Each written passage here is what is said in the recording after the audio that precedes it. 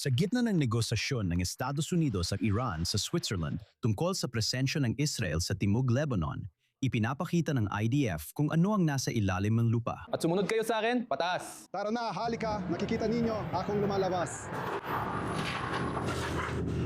Kasama ang ika-91 dibisyon at ika-551 brigada, pumasok sila sa isa sa pinakamahalagang underground complex sa Timog Lebanon, gitna ng baryo Majdal Zun, mga 10 kilometro mula sa hangganan ng Israel. Akyat na tayo ngayon sa sentro ng mga Shia. Malapit na rin tayo sa Majlazun, isa sa mga baryong nagbanta sa IDF at mga residente ng Hilaga nitong nakaraang taon. Mga tirahan, paaralan at kindergarten.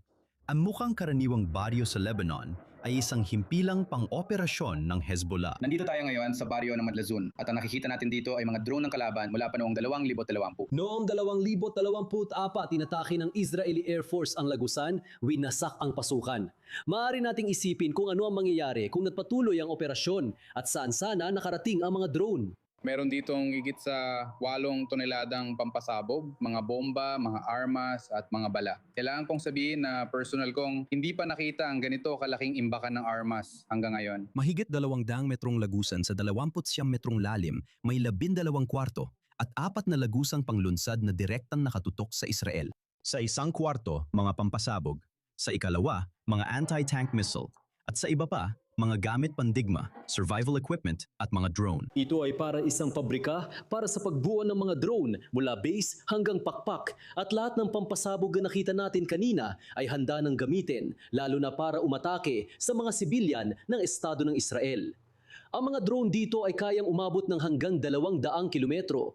Maraming tonelada ng pampasabog at mga pampasabog dito at lahat ay standard. Nasa mga supot lahat, hindi ito estilo ng mga phalange. Ang lagusan ay isang napakadekalidad na lagusan. Makikita mo ang paraan ng pagkakagawa nito. Estilong konstruksyon ng Iran, isang mahalagang infrastruktura ng Iran. Ayon sa IDF, ito ay isang complex na itinayo ng maraming taon bilang paghahanda ng Hezbollah sa malawakang sagupaan kontra Israel. Pangunahing lugar ito, isipin mo na lang ang pangunahing produkto. Karamihan ng bahay dito ay puno ng armas, pampasabog at machine gun. Parang walang katapusan, hindi pa namin nakita ito kahit saan. Sa mga operasyon sa sektor na ito, higit 20 Hezbollah na terorista ang napatay, kabilang ang mahigit 7 mula sa elite na Radwan Force. 12 ng pang-ibang infrastruktura ang winasak. Dumarating kayo sa isang matinding tagpo matapos ang isang napakamatagumpay na pag-atake at pagkuha ng mahalagang estratehikong lugar na ito. Pero ito ay bunga ng maraming linggo ng mga naunang operasyon at pag-atake. Ang ganitong klaseng lugar ay hindi basta-basta natutuklasan. Ito ay isang lugar na matagal ng pinag-aaralan, taon ang binibilang. Ang complex na naipakita rito ay isang konkretong halimbawa ng kung ano ang mananatiling nakatago kung hindi dahil sa maniobrang panglupa. Naintindihan namin na ang Maglazon ay pinatibay na estratehikong target na sa gitna ng kasbah, 30 metro sa taas namin. Malaking tagumpay ito dahil ang mga ito ay mga estratehikong sandata na kayang umabot sa kahit anong punto sa Israel. Kaya tuwang-tuwa kami, pero hindi ganoon nakakagulat. Ang banta sa mga residente ng Hilaga ay nagsimula mismo sa mga nayon, lagusan, imbakan ng bala at infrastruktura ng Hezbollah na itinayo sa loob ng maraming taon, hindi sa bakod ng hangganan. Ngayon, ang bagong mapa na inilathala ng IDF nitong mga nakaraang araw ay naglalarawan ng bagong realidad sa seguridad.